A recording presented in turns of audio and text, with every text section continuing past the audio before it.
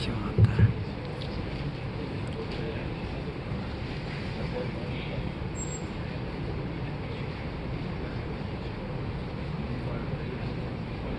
ये भी लगता है यहीं का है। लगता नहीं है, एल्युमिनियम मैंने नहीं बोला यहीं का है। Mr. Adarsh Srivastava completed his Bachelor in Technology in Mechanical Engineering in 2010 from IIT ISM Dhanbad. 2010। Should I start? Thank you sir, Das sir, Mr. Sir Singh sir. Thank you everyone. थोड़ा कितना time है आप लोगों के पास? बहुत sir आपको सुनने के लिए काफ़ी समय सर। बोर होना तो बता देना भाई, ठीक है? हम समझ सकते हैं, उस साइड हम बहुत बैठे हुए हैं तो आई नो क्या पेन होता है। तो जब भी बोर हो, कोई जमाई आ रही हो, नींद आ रही हो, तो जस्ट लेट मी नो, थोड़ा मैं टोन चेंज कर दूंगा, ठीक है? फर्स्ट ऑफ ऑल यार, thank you very much ISM सभी सर, आप लोग सबको, मतलब बहुत सारे इस तरह के इवेंट्स हमने अटेंड किए हैं, इस तरह का ज्ञान देने का मौका मिला है, बट अपने कॉलेज में इस तरह का मौका मिलना अपने आप में I am feeling very privileged honestly speaking. Virtually बहुत सारे इंटरेक्शंस ISM के डिफरेंट प्लेटफॉर्म्स पे हो रहे हैं लास्ट 3 इयर्स 4 इयर्स से मेरे इंडिविजुअली, बट फिजिकली पहली बार इस तरह का आने का मौका मिला है और आप लोगों के सामने यहाँ पे पहली बार इस साइड खड़ा होने का मौका मिला है, राइट? जनरली हम लोग यहाँ पीछे कॉर्नर पे बैठते थे तो और एक ड्यूटी वो भी लगी होती थी, सारे लोगों को लेके आना है, पकड़ के लाना है, तो समझ सकता हूँ। सब लोग पहले सेटल कर जाओ। तो आई विल स्टार्ट विथ देहात जर्नी। मेरी कंपनी का नाम देहात है। देहात मीन्स रूरल एरिया, गाँव। नॉर्थ इंडिया में उसको गलत तरह से भी बोले जाते हैं, अरे देहाती है ये, है ना? तो मतलब वो वाला वर्ड है एक्चुअली। तो उसको हमने अपनी कंपनी का ब्रांड नेम बनाया, राइट? क्योंकि हम वही काम कर रहे हैं, that is our working area, है ना? उन्हीं तरह के लोगों से, फार्मर्स के साथ, देहाती लोगों के साथ काम करना है, तो क्यों नहीं हमारा वही कोर एसेंस वही होना चाहिए। So that was the motivation behind वो देहात नाम रखना। तो मैं देहात स्टोरी बताऊंगा, राइट? ऑब्वियसली उसमें काफ़ी लंबी जर्नी है लोगों के हिसाब से, हमारे हिसाब से जस्ट स्टार्ट। तो जर्नी के दौरान आप लोगों के मन में जो भी क्वेश्चन आता है, feel free to ask. One sided ये कम्युनिकेशन होगा, इंटरेक्शन होगा तो मज़ा नहीं आएगा, है ना? लिटरली ज्ञान हो जाएगा कि बस सुना रहे हैं, सुना के और चले गए गंगा दामोदर पकड़ के। बट अच्छा ये होगा कि आप लोग क्वेश्चन पूछो, जो भी दिमाग में क्वेश्चन आ रहा है बहुत ही रैंडम, है ना? तो वो इंटरेक्शन ज़्यादा होता है, आई थिंक ज़्यादा मतलब फ्रूटफुल वो होगा। क्वेश्चंस आप पूछोगे, उसके आंसर्स मैं दूंगा, तो बाकी लोगों के लिए हेल्पफुल होगा, राइट? और आपके बीच में से क्वेश्चंस आएंगे। और ऑब्वियसली कुछ मतलब इस तरह की कंपनी शुरू करने में कुछ फंडामेंटल्स रिक्वायरमेंट होते हैं, राइट? ऐसे ही नहीं हो जाता है। आप लोग इसमें बहुत सारे लोग फ्यूचर में कोई ना कोई कंपनी रन कर रहे होगे, है ना? बड़े स्केल पे पहुंचोगे, नाम कर रहे होगे, राइट? हम लोग देखेंगे उस समय कि यार मतलब ISM का लड़का ऐसा कर रहा है, तो उसमें कुछ यार अपनी एक्सपीरियंस से लास्ट 13 ईयर से लगा हुआ हूँ, स्टिल डेली बेसिस पे स्ट्रगल चल रहा है, राइट? तो बहुत सारी लर्निंग्स हैं जो प्रैक्टिकल बेसिस पे हम लोगों ने अर्न किया है ना? गेन किया है। That would I would like to share with you all कि आप जब शुरू करो तो इन सब चीज़ों का ध्यान रखो कि हमारे समय में ecosystem was not evolve at all. हम लोग जो भी है मतलब देख के धीरे धीरे देख के सीखे, कोई गाइड करने वाला नहीं था, बिकॉज उस समय इकोसिस्टम, स्टार्टअप, एंटरप्रेन्योरशिप, एग्रीटेक, ये सब वर्ड एग्जिस्ट करता नहीं था, राइट? नया नया अभी हम लोग सीख रहे थे इसको प्रोनाउंस कैसे करते हैं एंटरप्रेन्योरशिप को, तो या स्पेलिंग क्या होता है एंटरप्रेन्योरशिप का, राइट? तो वहाँ से जर्नी स्टार्ट हुई थी। तो ऐसी ही जर्नी स्टार्ट हुई है कॉलेज में। 3rd ईयर से ही था कि कुछ करना है, और स्टार्टअप एंटरप्रेन्योरशिप नहीं था दिमाग में, कुछ बिजनेस करना है, अपना बड़ा करना है, बड़े स्केल पे करना है। क्या करना है, कैसे करना है, that I didn't know obviously, कि उस तरह की फैमिली बैकग्राउंड भी नहीं है। एक आम लोअर मिडिल क्लास बिहार की जो होती है, टीचर, क्लर्क, पापा मम्मी, वैसा प्रोफाइल था, तो हमने देखा नहीं था, बट था दिमाग में कहीं ना कहीं था कि बिजनेस करना है। तो वहाँ से चीज़ें क्लिक की, और एफर्ट भी लगाया गया। कॉलेज के बाद समहाउ 9 महीने 10 महीने के बाद आई केम बैक टू बिहार, और वहाँ पे एग्री में क्या करना है नहीं पता था, बट ये पता था कि एग्री में करना है, बिकॉज बिहार में एग्री को के अलावा कोई स्कोप था नहीं। एग्रीकल्चर ही था जहाँ पे मतलब एक अपॉर्चुनिटी थी, राइट, और जो हो रहा है एग्जिस्ट करता है, और कोई सेक्टर वहाँ एग्जिस्ट करता नहीं है।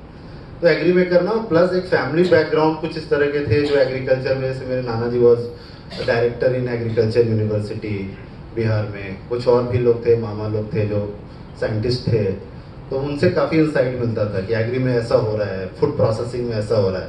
तो आई वॉज वेरी पैशनेट कि फूड प्रोसेसिंग में कुछ करेंगे। Then I went to Bihar, और वहाँ पे सारे एग्री स्टेक होल्डर से मिलना शुरू किया, सब कृषि विज्ञान केंद्र, यूनिवर्सिटीज़, क्या हो सकता है। कभी दिमाग में आता था कि बनाना, मतलब एटलीस्ट आप लोग काफ़ी मैच्योर्ड, आप लोगों को पता है क्या करना है, हमें नहीं पता था क्या करना है, राइट, बस जंप कर गया था इस दुनिया में। सो वी स्टार्टेड कि यार चलो ठीक है, लोगों से मिलना शुरू। Then I got to know कि यार बिहार में मेरे जैसे और भी जो भी मोटिवेटेड, सेल्फ मोटिवेटेड लोग हैं जो ऐसा ही कुछ कर रहे हैं, एग्री में कुछ करने की कोशिश कर रहे हैं। वो लोग भी बिहार में उस टाइम में, कोई आईटी दिल्ली का था, आईटी खड़गपुर का था, और वो लोग भी बिहार में अलग अलग प्रॉब्लम स्टेटमेंट पे काम कर रहे थे। But I was very fortunate, और as a team we were very fortunate. एक ही समय में, एक ही ड्यूरेशन में, एक ही कालखंड में हम सब बिहार में थे। देन वी डिसाइडेड कि यार सब अलग अलग क्यों हाथ पैर मार रहे हैं, कोई गाइड करने वाला था ही नहीं, चलो साथ में करते हैं। कोई स्ट्रक्चर नहीं, टीम का कुछ स्ट्रक्चर नहीं, just we started living together. Vaishali करके एक डिस्ट्रिक्ट है बिहार में, वहाँ पे एक वैशाली गांव भी है, गांव का भी नाम वैशाली, और ब्लॉक का भी नाम वैशाली है। एक ऐसी जगह है, वहाँ पे हमने पहला एक रहने का अरेंजमेंट किया। आईटीआई जो होता है ना, यस सर, पॉलिटेक्निक कॉलेज, तो वहाँ के एक प्रिंसिपल ने हम लोग को चाबी दे दिया था क्लासरूम का। तो रात में हम वहीं जाते थे, बेंच जोड़ते थे और रात में वहीं सोते थे। तो ऐसे 6 महीने हम लोग की लाइफ चली। फिर कुछ लोगों को दया आ गया और हम लोग को लिटरली वैशाली जो टूरिस्ट प्लेस, तो एक छोटा सा गेस्ट हाउस था वहाँ पे टूरिज्म डिपार्टमेंट का, तो पीछे का एक रूम खाली था। जो ये होते हैं, जो स्टाफ लोग होते हैं उनका एक बगल में रूम खाली था, तो वो हम लोगों को मिल गया। तो 1.5 साल हम लोग प्रॉपर ग्राउंड पे रह के, और एग्जैक्टली एग्रीकल्चर में प्रॉब्लम स्टेटमेंट क्या है, फंडामेंटल प्रॉब्लम स्टेटमेंट, फार्मर्स को कहाँ प्रॉब्लम हो रहे हैं, राइट, वो हमने समझने की कोशिश की उनके बीच रह के। तो इस तरह से देखा जाए तो देहात journey was started in a reverse direction. क्यों मैं ऐसा बोल रहा हूँ रिवर्स डायरेक्शन में? आज कोई भी स्टार्टअप शुरू होता है तो कैसे होता है? जनरली लोग एक्सेल सीट पे, पीपीटी पे प्रॉपर प्रेजेंटेशन बनाते हैं, एक्सेल सीट पे पूरा फिनेंशियल्स बनता है, राइट, गुड़गांव, बैंगलोर और ऐसे जगह पे जाके ऑफिस खोलते हैं, फिर फंडिंग भी शायद हो जाती है स्टार्ट करने के पहले, ऐसे भी ज़्यादा केसेस होते हैं। बट हमारी जर्नी, हमें फंडिंग और ये सब नहीं पता था। वी स्टार्टेड फ्रॉम बिहार, पता नहीं था क्या होने वाला है, और कोई खर्चे नहीं थे क्योंकि हम गांव में रह रहे थे। वहाँ से शुरू किया हमने। शायद गुड़गांव में शुरू करते या बैंगलोर में तो बहुत खर्चे रहते, फंड की जरूरत पड़ती। तो we were bootstrapped and we were bootstrapped till 2019। 2019 में पहली फंडिंग हुई थी, हम लोग प्री सीरीज राउंड किए थे। तब तक जो फेज 1 जिसको हम लोग बोलते हैं एज अ देहात, उस ऑलमोस्ट 8 इयर्स में, राइट, हमने सीखा कि यार क्या एग्री में मतलब जो भी हो सकता था हमने किया, हर तरह का, मतलब जो भी फार्मर्स, मतलब आप लोगों को समझाने के हिसाब से ऐसे मैं बताता हूँ, फार्मर्स के लिए एग्रीकल्चर में क्या क्या प्रॉब्लम स्टेटमेंट्स है फंडामेंटल। मतलब एग्रीकल्चर में कोई किसान खेती कर रहा है, हर सेक्टर में प्रॉब्लम स्टेटमेंट्स हैं, तभी उस पर स्टार्टअप बनता है, राइट, आइडिया होता है, आता है, उस पर स्टार्टअप बनता है। फार्मर्स को खेती में, एग्रीकल्चर में क्या क्या प्रॉब्लम होते होंगे? Sir, still conventional methods use हो रहे हैं फार्मिंग में। करेक्ट। पानी का दिक्कत होता है, पानी का इरिगेशन प्रॉब्लम है, और मार्केट प्लेस, फर्टिलाइजर का क्या प्रॉब्लम है, राइट, ब्लैक मार्केटिंग और ये सब आप लोग सुनते होंगे, राइट। और सर सीड्स क्वालिटी अच्छे नहीं मिल पा रहे हैं। Seeds quality correct, price correct, there is no transparency at all, right. और हाँ, यस, फाइनेंसिंग, फार्मर्स फाइनेंसिंग अपने आप में it's a priority lending sector, but आज भी फाइनेंशियल इंस्टीट्यूशन का जो एक्सेस है 20% 80% जनता को नहीं मिल पाता है लोन, राइट, मतलब फार्मर्स को लोन नहीं मिल पाता है। और क्या हो सकता है? तो you guys are absolutely right, यही फंडामेंटल प्रॉब्लम्स है, इसमें कोई रॉकेट साइंस नहीं है, राइट। उनको एग्रीकल्चर इनपुट टाइम पे मिल जाना और क्वालिटी इनपुट मिल जाना। टाइम पे मिलने का मतलब क्या होता है? जिस समय खेत में डालना है, फार्मर्स अपने घर पे इन्वेंट्री मेंटेन नहीं करता है ना, राशन की तरह, है ना, वो दाल चावल की तरह। वो लोग इनपुट जाते हैं, बादल देखते हैं यार पानी वानी होने वाला है, तुरंत जाते हैं साइकिल लेके और फर्टिलाइजर खरीद के लाते हैं। तो उनको रियल टाइम पे फर्टिलाइजर, क्रॉप प्रोटेक्शन, ऐसी चीज, या कोई बीमारी लग गई क्रॉप में, किसी तरह का डिजीज अटैक हुआ है, तो उनको रियल टाइम बेसिस पे वो मेडिसिन चाहिए होता है, राइट, क्रॉप प्रोटेक्शन। तो क्या प्रॉब्लम, क्या स्टेटमेंट क्या है कि उनको एग्रीकल्चर का जो भी रिक्वायरमेंट है, एग्रीकल्चर इनपुट से टाइम पे मिल जाए और क्वालिटी उसमें कोई किसी तरह का मिलावट ना हो। जो स्टूरियस मार्केट है, मार्केट में बोला जाता है 35-40% मार्केट आज भी स्टूरियस है। लोग मिला के दूसरी कंपनी में, लोकल कंपनी का डाल के, बालू मिला के ऐसे करके दे देते हैं, फार्मर्स को फर्क नहीं पड़ता, इतना कोई मेजर नहीं करता है। तो ये बहुत ही फंडामेंटल प्रॉब्लम। उनको एडवाइजरी राइट टाइम पे मिल जाए, राइट। कोई फार्मर का सोच लो कि डेली इनकम 100 से 150 है, 90% फार्मर्स ऐसे ही इंडिया में आज भी 150-200 रुपये अगर किसी का पर डे इनकम है, वो किसी एडवाइजरी के लिए डिस्ट्रिक्ट हेडक्वार्टर जाके गाड़ी से, बस से, और जाके वहाँ पे वेट करेगा। किसका वेट करेगा? जो कृषि विज्ञान केंद्र जाएगा या डिस्ट्रिक्ट एग्रीकल्चर ऑफिस जाएगा। तो ये प्रैक्टिकली वायबल नहीं है, इकोनॉमिकली भी वायबल नहीं है। जो landless farmer, marginal small farmers हैं, उनके लिए प्रैक्टिकली, इकोनॉमिकली वायबल नहीं है कि वो जाके एडवाइजरी लेके लिए इतने पैसे खर्च करें, राइट। और बहुत तरह के एडवाइजरी होते हैं, उनको क्या सॉइल हेल्थ क्या है और ब्ला ब्ला ब्ला, मतलब हर क्रॉप के अलग अलग तरह के एडवाइजरीज होते हैं। वैसे ही उससे सबसे बड़ा जो प्रॉब्लम स्टेटमेंट होता है, स्पेशली फॉर दीज फार्मर्स, जो मैं 90% फार्मर की बात कर रहा हूँ, जिनका लैंड साइज 10 एकड़ से कम होता है, पार्सल छोटा है या स्कैटर्ड है, मार्केट लिंकेज कैसे होगा? कंजम्पशन, सेल्फ कंजम्पशन के लिए उन्होंने तो रख लिया, बाकी वो लोग कैसे, कहाँ पे बेचेंगे? तो उनको नियरेस्ट मंडी में जाना होता है, वहाँ पे नेगोशिएशन नहीं होता है, राइट। सामने वाला डिक्टेट करता है टर्म्स कि आपको कैसे बेचना है, किस प्राइस पे बेचना है, आपका पेमेंट कितना हुआ, दे डिसाइड, राइट। मंडी वाले डिसाइड करते हैं, या कोई बीच का एग्रीगेटर है तो वो डिसाइड करता है कि आपको प्राइस कितना मिलेगा। उनको नहीं पता है एग्जैक्टली कितना प्राइस, उनके चाहने से प्राइस नहीं मिलता है। तो ये सब फंडामेंटल प्रॉब्लम्स है। देन वी डिसाइडेड कि यार इस प्रॉब्लम स्टेटमेंट के अराउंड एक मॉडल बनाया जाए, that should be full stack model. फिर ये भी लगा कि यार मतलब ऐसा तो है नहीं कि ये सब एग्जिस्ट नहीं करता है। एग्री इनपुट के लिए खाद बीज भंडार और इस तरह के एग्रीकल्चर शॉप तो होते ही हैं, एग्रीगेशन तो हो ही रहा है, एडवाइजरी के लिए कुछ है, बट कोई ऐसा नहीं है जो कि उनके लिए वन स्टॉप सोल्यूशन है। वहाँ पे कोई ऐसी जगह पे डिजिटली और फिजिकली वहाँ पे पहुँचे फार्मर, तो उसकी सारी ये सर्विसेज एक जगह से मिल जाए, है ना, और वो उनके फार्म गेट पे मिल जाए। That was the biggest problem statement, कि वो चैनल, उनको ऐसा कोई चैनल हो जो फार्म गेट पे उनको ये सारी सर्विसेज दे दे। वहाँ से ये ट्रिगर हुआ था ये मॉडल कि there should be a model जो कि फार्म गेट पे 360 डिग्री सोल्यूशन उनको प्रोवाइड करे, and we call it Dehaat, a full stack model, जो एक तरह से फिजिकल मॉडल है। तो यहाँ से शुरू हुआ जर्नी। ऑब्वियसली एक फार्मर से शुरू हुआ, मतलब आप समझ लो पहला स्टेप क्या हुआ होगा, राइट। वहाँ से चीज़ें स्टार्ट हुई। अब एग्री में आप लोगों को मैं एक्सपोजर दूंगा कि मतलब एग्री मतलब मार्केट है कैसा, राइट। एग्री मतलब क्यों एग्री में क्यों करना चाहिए। तो एग्री में जो हम लोग फार्मर्स की बात कर रहे हैं, एग्री में लगभग 15% आज के रेट में इंडियन इकोनॉमी में 15% कंट्रीब्यूशन एग्रीकल्चर का है ना, 12 कभी 13 कभी 15 ऐसे रहता है। तो आप वहाँ से टैन कैलकुलेशन करो, अगर $4 ट्रिलियन का अगर इकोनॉमी है इंडियन, तो लगभग 500 to 600 बिलियन डॉलर का ये एग्रीकल्चर मार्केट है। तो कितना बड़ा मार्केट है। बट आप एग्रीकल्चर रिलेटेड कोई कंपनी को जानते हो जो कि बहुत बड़ा है, रिलायंस टाइप, या कोई जानते हो जो एकदम कोर एग्रीकल्चर में काम करती हो? कोई नहीं। मतलब कहने का मतलब आज भी ये सेक्टर अनस्ट्रक्चर्ड है, अनटच्ड है। कोई इसको मतलब एग्रीगेशन आज तक नहीं कर पाया, कोई कंसोलिडेशन नहीं कर पाया। इतना टफ है। इंडिया की 75% जनता आज भी कहीं ना कहीं डायरेक्टली इनडायरेक्टली एग्रीकल्चर से रिलेटेड है, जुड़ी हुई है कहीं ना कहीं, है ना। लेकिन ये 75% जनता के लिए कोई इतनी बड़ी कंपनी आज तक खड़ी नहीं हो पाई। तो ये अपने आप में सेक्टर बहुत बड़ा है, इतना बड़ा टैम है। ऐसे टैम, इतने बड़े टैम वाले सेक्टर में, अगर time is total addressable market, इतने बड़े मार्केट में आप अगर काम नहीं करोगे तो फिर कहाँ करोगे। तो वहां से ये ट्रिगर हुआ था।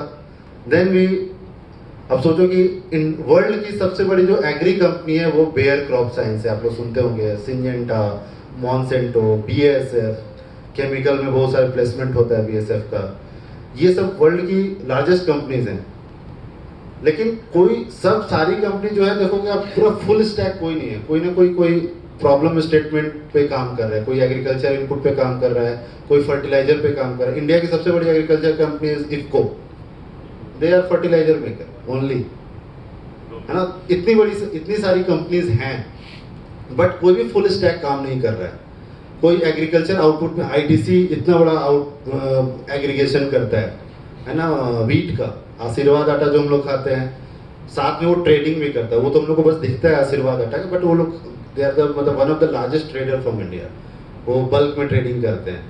इतनी सारी कंपनीज हैं, बट कोई फुल स्टैक नहीं कर रहा है। तो देहात क्यों भाई, देहात में ऐसा क्या है? कोई हम लोग एक्सपर्ट तो थे नहीं। आईएसएम वाले एग्रीकल्चर में क्या करेंगे, आईआईटी दिल्ली वाले कोई भी। तो it's just about common sense, right. मतलब कॉमन सेंस है आपके पास, एक कन्विक्शन है, तो आप बिल्ड कर सकते हो। तो ये जो फेज 1 की जो जर्नी थी 2011 टू 2019 की, multiple times and number of times so many people, so many investors suggested अस कि यार आप एक काम करो, आप लोग फुल स्टैक मत करो, आप एक काम करो, एक एग्री इनपुट करो। आप लोग फोकस्ड नहीं हो। कोई बोलता था एग्री आउटपुट कर लो, कोई बोला यार इतना बड़ा नेटवर्क है, आप पे एनबीएफसी क्यों नहीं बन जाते हो, है ना, फार्मर्स को फाइनेंसिंग करो। तो इस तरह के सजेशंस आते थे, बट एक कन्विक्शन था कि नहीं, हमें फुल स्टैक होना है। उसका रीजन क्या था, वो that is very important, you should know. यार इतने सालों से, this is the oldest sector, है ना। हजारों सालों से एग्रीकल्चर चला आ रहा है। हर हजारों सालों से ये सब चैनल्स हैं, एग्रीगेटर्स थे, इनपुट था, सब कुछ था। तो फिर प्रॉब्लम कहाँ है ना, क्यों नहीं हो पा रहा है? प्रॉब्लम ये था कि फार्मर्स के साथ स्टिकनेस किसी का नहीं है। जो इंगेजमेंट, जो रिलेशनशिप, ट्रस्ट होता है, वो किसी का नहीं हो पाता है ना। क्यों? तो कोई एग्री इनपुट की कंपनी, वो एग्री इनपुट दे के और चली गई, अगले सीजन में फिर आएगी, उसका रिलेशनशिप बीच में ब्रेक हो गया। कोई एग्री आउटपुट की एग्रीगेशन करके, एग्री आउटपुट उसके फील्ड से बाई करके और चली गई, बट उसका बाकी एग्री वैल्यू चेन में कहीं कोई रिलेशनशिप, कोई टच पॉइंट्स नहीं क्रिएट हो रहा है। देहात के फुल स्टैक मॉडल का यही ब्यूटी है कि अब फार्मर्स को आप छोड़ते ही नहीं हो। आप फार्मर्स को, मतलब आप समझ रहे हो, इतने आप तो साल में आप 30-40 टाइम्स टच पॉइंट्स क्रिएट कर रहे हो, आप हैमरिंग कर रहे हो यार, एकदम आप उसके आसपास लगे हुए हो। तो फार्मर्स को लगता है यार, मतलब ये लोग भागेगा तो नहीं। जनरली क्या होता था, पहले क्या होता था, कंपनी जाती थी, दे के और चली जाती थी। उसके बाद कुछ ऊपर नीचे हुआ तो फिर पकड़ने वाला कोई नहीं है। हमारे साथ क्या है कि यार, मतलब साल में उनके आसपास है। अब ये इंपॉर्टेंट ही है, ये तो देहात मॉडल था, उसके पीछे की स्टोरी थी। और एक और चीज है जो कि आगे मैं कवर करूंगा, टीम क्यों इंपॉर्टेंट होता है, टीम बिल्डिंग जो मैं बोलता हूँ। देहात आज फुल स्टैक मॉडल है, उसका सबसे बड़ा जो रीजन है, हम लोग सबको एक्नॉलेज करते हैं, सारे फाउंडर्स, सारे प्लेटफॉर्म पे, उसका रीजन है कि हम लोग 5 को फाउंडर्स थे। अगर हम लोग में से 1, 2 या 3 लोग रहता तो नहीं हो पाता। 5 थे, सब मिल के कर लिए। अरे तू ये कर ले, तू ये कर ले, तू एग्री इनपुट देख लो, कोई प्री हार्वेस्ट देख लो, कोई पोस्ट हार्वेस्ट देख लो, कोई एचआर फंक्शन देख लो, कोई फाइनेंस देख लो, कोई फंड रेज देख लो। तो ऐसे मिल के अपन लोग ग्रो कर लिए। बट 1-2 लोग होते तो agri is not a sector जहाँ पे आप 1-2 आदमी इतना चीज संभाल सकते हैं। But we were very fortunate कि हम लोग 5 लाइक माइंडेड, सेल्फ मोटिवेटेड लोग मिले और हम लोग बस काम करते रहे। आज भी वही कर रहे हैं। अभी ऐसा नहीं है कि मतलब ठीक है मौका मिल गया है ज्ञान देने का, बट अभी बहुत कुछ करना है ना। तो वहाँ से चीज़ें स्टार्ट हुई। अब हम लोग करते कैसे हैं वो समझना है, इसके पीछे इसका यूनिट इकोनॉमिक्स क्या होता है, राइट। क्योंकि आप लोग इंजीनियर, आप लोग समझोगे, मतलब इतने बड़े स्केल पे अगर कोई काम करना है तो उसको एग्जीक्यूट कैसे करोगे। आइडियाज़ तो बहुत होते हैं, सबके पास आइडिया है। अभी अपन लोग बात कर रहे थे कि अभी 1 घंटे हम लोग बैठ जाए तो सब कोई 2-2 आइडिया में 10 आइडिया तो निकाल ही देंगे, सबके पास उतना आइडिया होता है।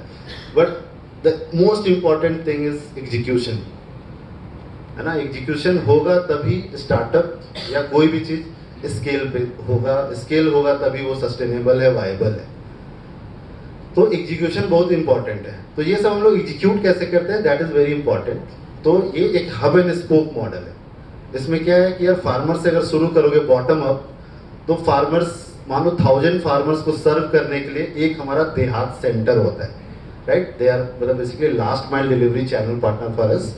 और वो सेंटर क्या कहते हैं, 1000 फार्मर्स को ये सारी सर्विसेज जो मैं बोल रहा था, इनपुट, एडवाइजरी, उनका आउटपुट एग्रीगेशन, राइट, फाइनेंसिंग, वो सेंटर अपने 1000 फार्मर आसपास के 5-6 किलोमीटर कैचमेंट एरिया में ये 1000 फार्मर्स को कवर करता है और उनको ये सारी सर्विसेज देता है। ऐसे ऐसे करके इंडिया में आज के डेट में हम लोग के लगभग 13,500-14 हज़ार सेंटर्स हैं। इन सेंटर्स को अब इनका इन्वेंट्री मैनेजमेंट कैसे होता होगा, इनको अगर मान लो कि फार्मर्स को उस सेंटर को मान लो कोई फार्मर डिमांड किया कि यार हमको फोन पे या ऐप पे कि मेरे को 2 बैग फर्टिलाइजर दे दो फलाना कंपनी का, मान लो इफ्को का देते हैं, राइट, सबसे ज़्यादा डिमांड है उसका, तो फिर उसको कैसे पहुंचाया जाएगा, तो उसकी इन्वेंट्री मैनेजमेंट कैसे होती है। तो उन सेंटर्स को जैसे 70-80 का एक रेशियो, 70-80 अगर सेंटर्स हैं तो उनको सपोर्ट करने के लिए हमारा एक नोडल सेंटर होता है जो हब होता है। वहाँ पे हमारे अपने एम्प्लॉयज़ होते हैं देहात के, जहाँ पे एक्सटेंशन के लोग, क्वालिटी के लोग, मैनेजर होता है, अकाउंटिंग होती है। वो हमारा एक तरह से स्मॉलेस्ट मतलब बिजनेस हब होता है, उसका हम लोग एक यूनिट इकोनॉमिक्स देते हैं। वो बिजनेस हब जो होता है 70-80 या 100 देहात से depending upon the geography, kilometre catchment area कितना सर्विस कर पाएगा, इतने सेंटर्स को ये सारा सर्विस प्रोवाइड करता है। मतलब अगर देहात सेंटर को अगर चाहिए कि यार मेरे को ये फलाना चीज़ चाहिए, मान लो कार्ड जनरेट किया, तो 24 आवर्स के अंदर इन सेंटर्स का काम होता है, हब का, नोडल सेंटर्स का, ये उनको डिलीवर करे, राइट। और ऑब्वियसली ये सब मैनुअल नहीं होता है, आप इतने बड़े स्केल पे कैसे कर रहे हो, सारा टेक बेस्ड है सब कुछ। आप इमेजिन नहीं कर सकते हो कि हम लोग 18-19 लाख फार्मर्स हैं आज के डेट में, जो करेंट नंबर चल रहा है एक्टिव फार्मर्स,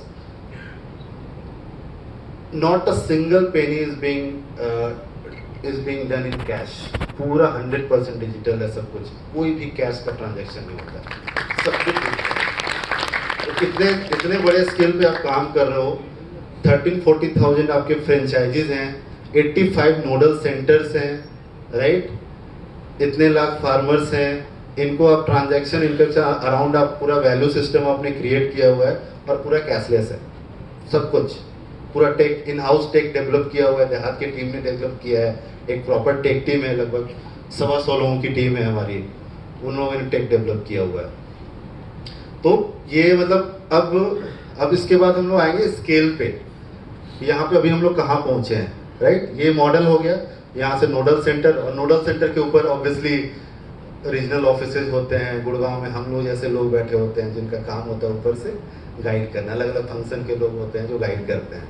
बट हमारे यहाँ देहात के 70% जनता जो है they are closer to field, वो फील्ड पे है, वो काम कर रहे होते हैं, कहीं ना कहीं कोई एग्री आउटपुट में लगा हुआ है, इनपुट में लगा हुआ है, सीजन चलता है, तो मतलब आप इमेजिन नहीं कर सकते हो क्या स्केल रहता है, मतलब स्केल ये सब बड़ा हो रहा है, इस स्केल पे काम होता है। मतलब कोई छोटे डिस्ट्रिक्ट में किसी पर्टिकुलर ब्लॉक में एक रात में सोच लो 100 ट्रक का मूवमेंट हो जाए तो क्या होगा, वहाँ पे किस तरह का मतलब इम्प्रेशन क्रिएट हो क्या रहा है, 100 ट्रक मतलब आप कोई चीज़ सोर्सिंग कर रहे हो, तो इस लेवल का काम होता है सीजन में। तो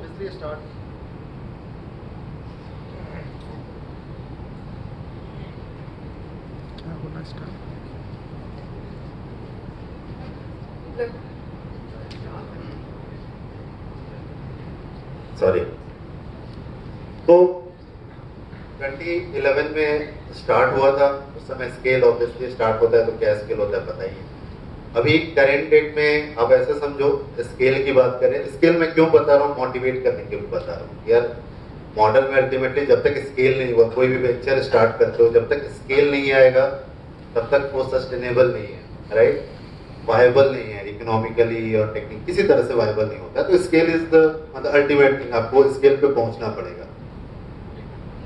आज के डेट में 18-19 लाख का जो फार्मर्स का यूनिवर्स है, जो स्टिल ग्रोइंग, वो ग्रो करते रहेगा। नेक्स्ट 3 इयर्स में वी विल बी कम से कम 5 मिलियन फार्मर्स के साथ हम लोग 50 लाख फार्मर्स के साथ हम लोग काम कर रहे होंगे नेक्स्ट 3 इयर्स। इतने फार्मर्स के लिए हम लोग इंडिया में आउट ऑफ 700 डिस्ट्रिक्ट 270 डिस्ट्रिक्ट्स में हमारा प्रेजेंस है। डिस्ट्रिक्ट्स मतलब डिस्ट्रिक्ट हेडक्वार्टर में नहीं, पंचायत लेवल पे, गांव लेवल पे, विलेज लेवल पे हमारा प्रेजेंस होता है, राइट। हमारा प्रेजेंस देखना है तो आपको गांव जाना पड़ेगा, तो शहरों में हमारा ऑफिस नहीं दिखेगा। तो इस लेवल का प्रेजेंस है 270 डिस्ट्रिक्ट्स में। अगर एग्री इनपुट की बात करें तो अब एसेट्स को वैल्यू वाइज ईयरली अगर बताएं, इस साल का ही बैलेंस शीट बताएं तो लगभग 700 करोड़ का बिजनेस करते हैं एग्री इनपुट में, राइट। एडवाइजरी वाला जो पार्ट है हमारा पूरा वो फ्री ऑफ कॉस्ट है, राइट। वो सब बाकी के प्रॉफिट से मैनेज हो जाता है। एग्री आउटपुट जो है बहुत बड़ा डिवीजन होता है कि उसमें वैल्यूज ये होता है। तो इस फिनेंशियल में जो क्लोजिंग होगा एग्री इनपुट में लास्ट ईयर को बता रहा था कुछ 900,000 करोड़ के आसपास होगा क्लोजिंग, और मतलब FY24 की बात कर रहा हूँ। और जो एग्री आउटपुट वाला फंक्शन है लगभग 3 टाइम्स है इसका, राइट। तो लगभग 3,000 करोड़ का बिजनेस इस फिनेंशियल ईयर में 3,000 प्लस 1,000 4,000 करोड़ का बिजनेस होगा। तो ये स्केल वहां से शुरू हुआ था, राइट, 2011 में, जहां से आपका स्केल आया है तभी पाथ टू प्रॉफिटेबिलिटी पे आपको, राइट। अगर स्केल नहीं होता तो आप प्रॉफिटेबिलिटी नहीं सोच सकते थे। अल्टीमेटली आपको प्रॉफिटेबल होना है, पैसे बनाने हैं, तभी आप पैसे बनेंगे, तभी आप कहीं स्पेंड कर पाओगे, नए इनोवेशन में लगा सकते हो, राइट। आप स्केल कर पाओगे, किसी तरह का ऑर्गेनिक इनऑर्गेनिक ग्रोथ के लिए पैसे चाहिए होते हैं। तो देहात स्केल वाइज देखे थे तो एग्री में वी आर मतलब बाई फार काफी अच्छा कर रहे हैं, still we are doing it, और अभी टाइम लगेगा बड़े लेवल पे पहुंचने पे। बट इम्पैक्ट वाइज देखा जाए तो ज्यादा अगर उसको मेजर करोगे आप तो ठीक है, रेवेन्यू तो आएगा ही, आप जितने फार्मर्स के साथ काम करोगे रेवेन्यू तो बढ़ना ही है। बट इम्पॉर्टेंट ये है कि आप 18-19 लाख फार्मर के साथ आप डेली बेसिस पे आप काम कर रहे हो। ये नंबर आप कभी सोचोगे, डीप जाओगे तो इट्स वेरी बिग नंबर। इतना बड़े स्केल पे इंडिया में, मतलब आई शुड टेक प्राइड, इसको फ्लॉन्ट नहीं कर रहा हूँ, कोई नहीं काम कर रहा है। कोई मतलब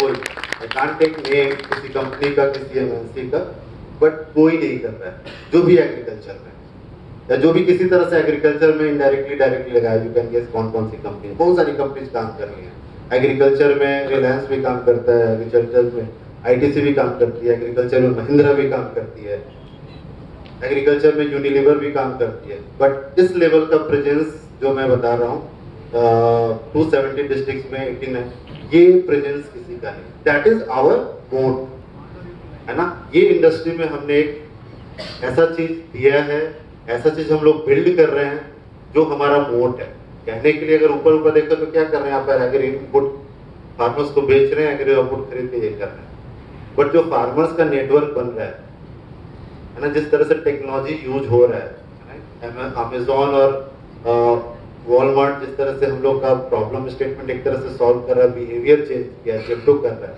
वैसे ही रूरल लेवल पे जो इंडिया की 75% जनता आज भी उधर रहती है, डायरेक्टली इनडायरेक्टली एग्रीकल्चर से रिलेटेड है, उनके लिए हम अमेजोन और फ्लिपकार्ट का काम कर रहे हैं ना। तो इस स्केल पे काम हो रहा है।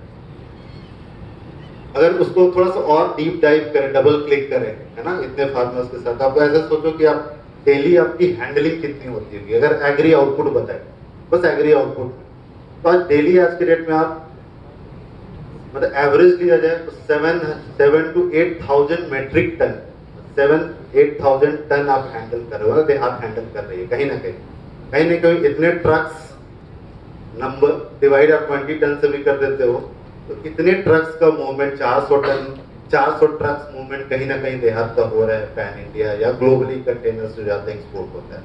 तो इस तरह से मतलब स्केल समझने के लिए ये स्केल है। और अभी भी आप कहाँ हो, आप $500 बिलियन के मार्केट में आप एग्जिस्ट ही नहीं करते हो। अब कंपेयर करोगे तो आप कहीं नहीं हो, और हम प्राइड ले रहे हैं इतने छोटे स्केल पे, राइट। तो मतलब sky is the limit for this sector. तो ऐसे ही मतलब एग्री में है, इसलिए मैं एग्री की बात कर रहा हूँ।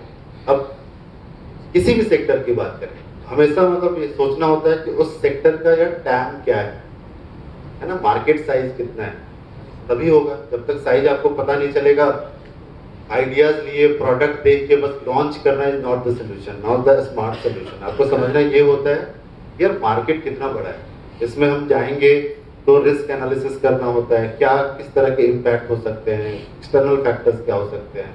तो मार्केट साइज तो एकदम प्री रिक्विजिट होता है कि मार्केट साइज बड़ा होना चाहिए। दूसरा प्री रिक्विजिट क्या होता है, टीम अच्छी होनी चाहिए, है ना। मेरे लिए मतलब बहुत ही इंपॉर्टेंट होता है, मतलब मैं हमेशा बोलता हूँ मेरा रोल भी रहा है टीम बिल्डिंग में देहात में, शुरू से आज भी। अभी मैं लिटरली देहात में एचआर फंक्शन देख रहा हूँ, राइट। अपनी कंपनी के सीएचआरओ के साथ मैं क्लोजली काम करता हूँ, जहाँ पे यही होता है कि एम्प्लॉय एक्सपीरियंस अच्छा होना चाहिए।